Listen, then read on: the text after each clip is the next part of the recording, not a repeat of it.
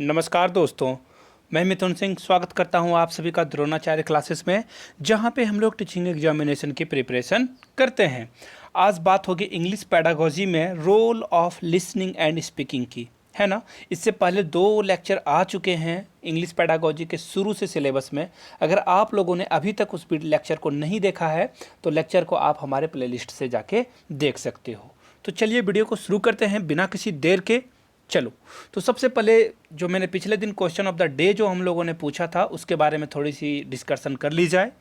According टू RTE यानी right to education, people teacher ratio at the primary level is, यानी कि जो टीचर और स्टूडेंट का रेशियो एक प्राइमरी लेवल में क्लासरूम में क्या होना चाहिए। तो इसका जो राइट आंसर है वो ऑप्शन नंबर 4 है। अब देखो इसका सही आंसर किन लोगों ने दिया था। देखो, एक रूपा कुमारी ने और एक कोमल गुप्ता ने। देखो बहुत सारे लोगों को लग रहा होगा कि उन्होंने दिया था, लेकिन देखो जब भी वीडियो प्रीमियर पे चले, जहाँ पे आप लाइव चैट में इसका आंसर नहीं देना है, आपको वीडियो खत्म हो जाने के बाद आपको देना है कमेंट सेक्शन में आंसर, है ना। तो रूपा कुमारी ने पहला पोजीशन को ग्रैब किया है और दूसरे नंबर पे कोमल गुप्ता। चलो, लड़कियों का डोमिनेशन यहाँ पे है।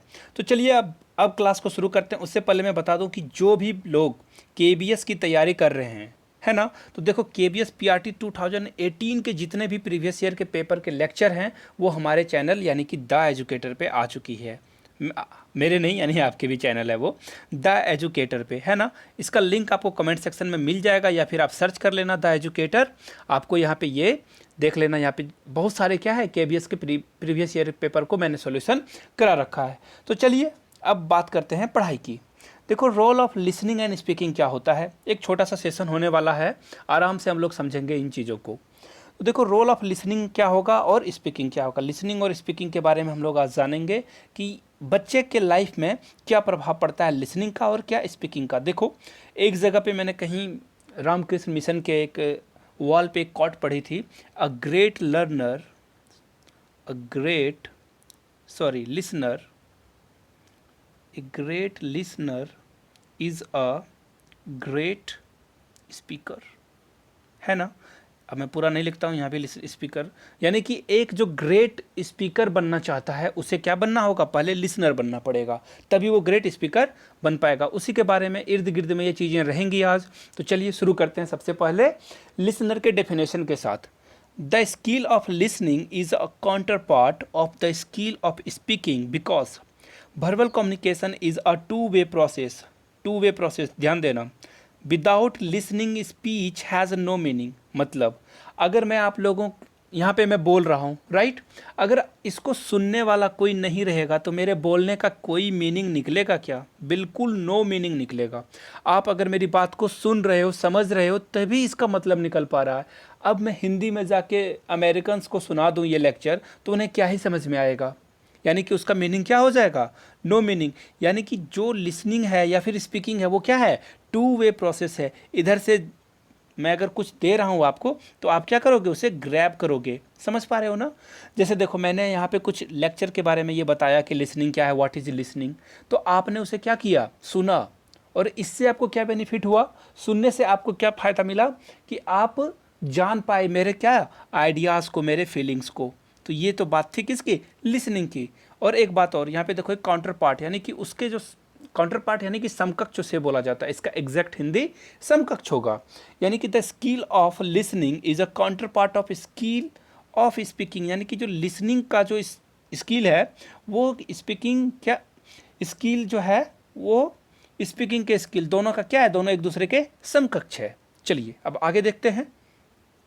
देखो, how children use listening skill, यानी कि लिसनिंग स्किल को बच्चे कैसे यूज़ करते हैं।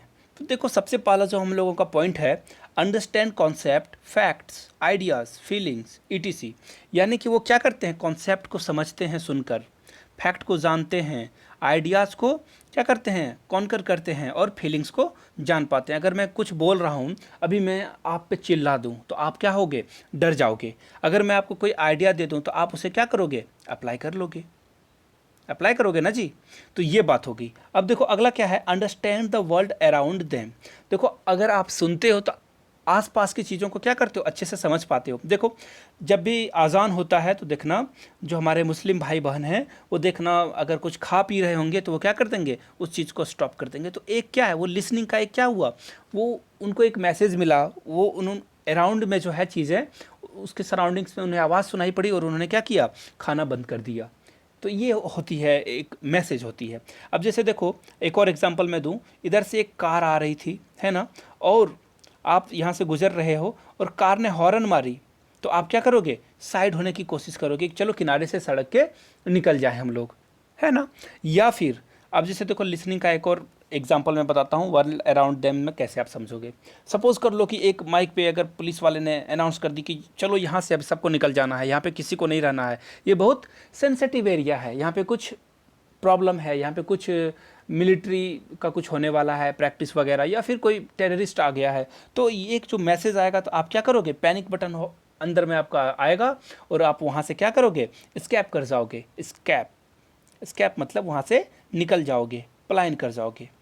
अब देखो अगला क्या है, understand the characteristic of English speech and sound including stress and intonation pattern. अब इंटोनेशन पैटर्न मतलब होता है उतार चढ़ाव। अब जैसे मेरी वॉइस आप तक जा रही है, मैं कभी कहीं पे ऊंचा बोलता हूँ, कहीं पे थोड़ा सा क्या करता हूँ, अपने पिच को क्या करता हूँ, स्लो कर देता हूँ। तो ये होता है इंटोनेशन पैटर्न, इसे आप समझते हो। अगर मैं हर सेंटेंस को पिछले सेंटेंस की तरह बोलने की कोशिश करूँ तो मेरा जो स्पीच है वो क्या हो जाएगा, ज़्यादा इफ़ेक्टिव नहीं होगा। तो इसका कहने का मतलब है कि आपको क्या करना है, इस बात पे ध्यान देना है। अब देखो अगला, इंग्लिश का जो स्पीच है उसके ऊपर ध्यान देना है, साउंड के ऊपर आपको ध्यान देना है कि आवाज़ आपको कैसे निकालनी है, और स्ट्रेस। अब आप कोई सपोज करो कि आपको कोई दुख वाली न्यूज़ सुनानी है, सैड न्यूज़ सुनानी है, तो आप हंस हंस के अगर बात करोगे तो इसका इम्पैक्ट क्या होगा लोगों पे, जीरो इम्पैक्ट होगा ना, यानी कि ये आपका मैसेज क्या होगा, रॉन्ग वे में जाएगा। अब देखो अगला है, focus and comprehends the speaker's meaning. अब देखो इसका मतलब क्या हुआ, आपको स्पीकर के मीनिंग को समझने के लिए क्या होगा, फोकस होना होगा और उसके बात को समझना होगा, ठीक है ना। चलिए अब देखो अगला क्या है, know the correct pronunciation of words. देखो प्रोनाउंसिएशन का स्पेलिंग और प्रोनाउंसिएशन बोला कैसे जाता है, हम लोग शुरू से बोलने की कोशिश करते हैं इसे प्रोनाउंसिएशन, लेकिन ये होता है प्रोनाउंसिएशन ऑफ वर्ड, यानी कि आपको करेक्ट प्रोनाउंसिएशन करना है। जैसे देखो एक वर्ड है वॉक, अब देखो यहाँ पे एल जो है साइलेंट है, बोलते हो क्या, वॉक। अब देखो एक और वर्ड है एम्प्टी, अब इम्पटी से नहीं पढ़ना है आपको, ये पी यहाँ पे क्या है, साइलेंट है, एम्प्टी पढ़ते हैं इसे आप, यानी कि खाली। तो ये हुआ बात कि आपको प्रोनाउंसिएशन पे ध्यान देनी है कि किस वर्ड को कैसे आप बोलोगे। चलिए अब देखते हैं स्पीकिंग के बारे में। अब स्पीकिंग क्या है, speech is a natural gift that we polish and improve through education. A child speaks word same as he hears them being spoken. देखो यानी कि सबसे पहले स्पीच क्या है, एक नेचुरल गिफ्ट है। देखो बच्चा सबसे पहला जो स्पीच होता है उसका, वो रोने लगता है ना, रो के आपको क्या करता है, बात को समझाने की कोशिश करता है। तो ये नेचुरल गिफ्ट है, नेचर से हमें मिला है।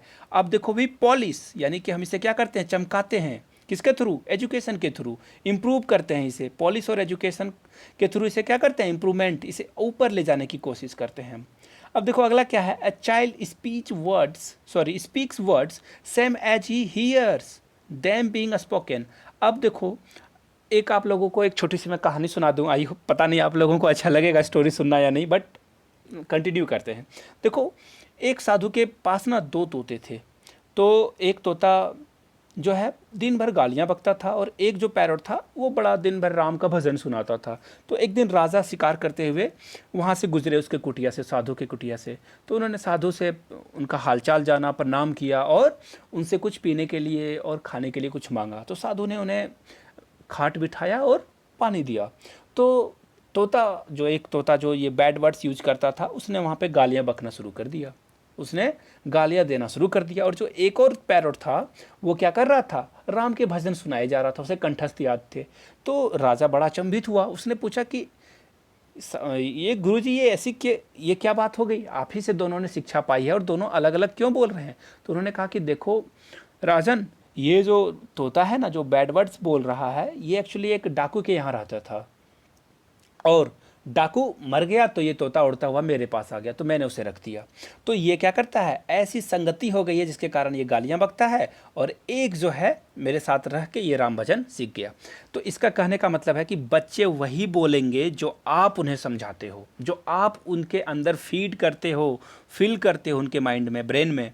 बच्चा के घर में अगर दिन भर अच्छी अच्छी बातें होगी तो वो देखना ऑब्वियसली इम्प्रूव करेगा, अच्छी अच्छी बातें सीखेगा। अगर बच्चे के घर में कुछ उल्टी सीधी बातें होगी तो वो उसी को क्या करेगा, जान लेगा। आप कमेंट करके बताना कि ये स्टोरी आपको कैसी लगी, है ना। जब वीडियो स्ट्रीम खत्म हो जाए उसके बाद तब मैं पढ़ पाऊंगा उसे। अब देखो अगला क्या है, द प्राइमरी ऑब्जेक्ट क्या है स्पीकिंग का, क्या बेनिफिट होगा स्पीकिंग करने से। देखो आप क्या करोगे, सबसे पहले तो verbally answer the question asked, जो क्वेश्चन पूछा गया उसका आप जवाब दोगे, पहली बात क्लियर होगी। अब दूसरा, express idea and thoughts in debates and speeches, आपके अंदर जो भी मनोभाव है यानी इमोशन है ना, उसे आप किसके थ्रू कर पाओगे, स्पीच के थ्रू ही बोल पाओगे। इसी का ये प्राइमरी ऑब्जेक्ट है। यानी कि आप क्या करोगे, डिबेट हो या फिर कहीं भी स्पीच देना हो तो आप अपने अंदर के जो भाव हैं उसे आप रख पाओगे। अब अगला देखो क्या है, be able to communicate and converse with others in the society. अब आप क्या करोगे, देखो लोगों से बातचीत करोगे और converse with other the society, और उस बात को क्या करोगे, अन्य लोगों तक पहुंचाओगे।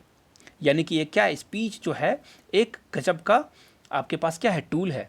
एक और बात देखो, बड़े बड़े जो भी डिक्टेटर हुए हैं वो देखना एक गुड स्पीकर थे। अब मैं यहाँ पे बड़ाई नहीं कर रहा हूँ या फैसिनेट नहीं कर रहा हूँ किसी को। देखो हिटलर भी बहुत अच्छे भाषण देते थे, और स्टालिन हो गए, जोसेफ स्टालिन, बहुत जो जो भी डिक्टेटर हुए बड़े बड़े, उनके जो स्पीकिंग पावर थी वो बहुत थी। आप लोगों ने पद्मावत देखी होगी, उसमें देखा होगा आपने कि अलाउद्दीन खिलजी यानी कि रणवीर सिंह, जब उसकी सेना का मनोबल टूट जाता है तो वो उन्हें एक भाषण देता है जोरदार, और सारे मोटिवेट हो जाते हैं। तो गुड स्पीकिंग यानी कि आप अगर एक अच्छे स्पीकर हो तो इसका बेनिफिट आपको हर फील्ड में मिलेगा। अब देखो अगला क्या है, diagnosis the speaking related problem of the learner. देखो यहाँ पे जी छूट गया, I am sorry about this. अब देखो डायग्नोसिस मतलब क्या करना है, उसका सॉल्यूशन ढूंढना है आपको। अगर कुछ प्रॉब्लम हो रहा है उसका क्या करना, चीर फाड़ करना है आपको, उसे ठीक करना है, ऑपरेशन करना है उसका, ऑफ लर्नर। यानी कि आप अगर देखो, मैं अगर इस वर्ड को एम्पटी बोलूँ तो अब मेरे टीचर क्या करेंगे, वो समझाएंगे कि देखो बेटा यहाँ पे ये पी जो है नहीं होगा, इसका क्या है, ये साइलेंट मीनिंग है। तो यहाँ से आप क्या कर पाओगे, इसी को बोल रहे हैं डायगोनिस। चलिए आगे बढ़ते हैं। अब देखो क्या है अगला, how children use speaking skill. अब बच्चे हैं वो स्पीकिंग स्किल का कैसे इस्तेमाल करेंगे, learn how to pronounce different words. यानी कि वो क्या करेंगे, प्रोनाउंस करेंगे, अलग अलग वर्ड को सीखेंगे बोल के। देखना आप कितना भी सुन लो, जब तक आप बोलने की प्रैक्टिस, यानी कि कितना भी इनपुट अगर आपके अंदर डाल दिया जाए, आप उसका यूज़ कब कर पाओगे, जब उससे कुछ आउटपुट निकले, है ना। चलिए, और एक और बात, सेशन अच्छा लगे तो प्लीज़ इसे लाइक करो, अपने दोस्तों के बीच शेयर करो, और नए हो तो प्लीज़ चैनल को सब्सक्राइब कर लो। अब देखो अगला क्या है, gain fluency and proficiency in the education. अब देखो सॉरी ये दूसरा छूट गया, express their feelings and emotion to other. यानी कि आप अपने इमोशन और जो आपके अंदर की जो भावना है उसे दूसरे तक क्या करते हो, पहुंचाते हो, कन्वाई करते हो, है ना। अब देखो gain fluency and proficiency in education. देखो अगर आप बोलने में अच्छे हो तो इससे आपका एजुकेशन क्या होगा, आपका एजुकेशन पे भी इसका इम्पैक्ट आएगा, आप क्या कर पाओगे, गेन कर पाओगे इससे। और एक और बात, फ्लुएंसी यानी कि आप क्या कर पाओगे, स्पीड से बोल पाओगे, समझ पाओगे चीज़ों को। अब देखो improve their dictation and learn while speaking.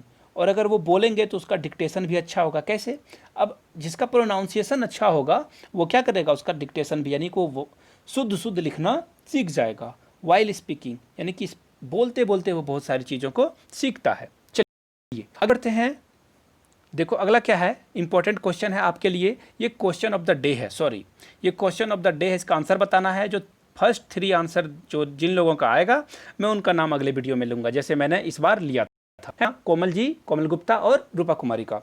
अगला नाम आपका भी हो सकता है। वीडियो ख़त्म हो जाए, मैं फिर से बता रहा हूँ, वीडियो लाइव स्ट्रीम चल रहेगी, उसके बाद आपको जाके स्पेशल में कमेंट सेक्शन में बताना है कि इसका आंसर क्या होगा।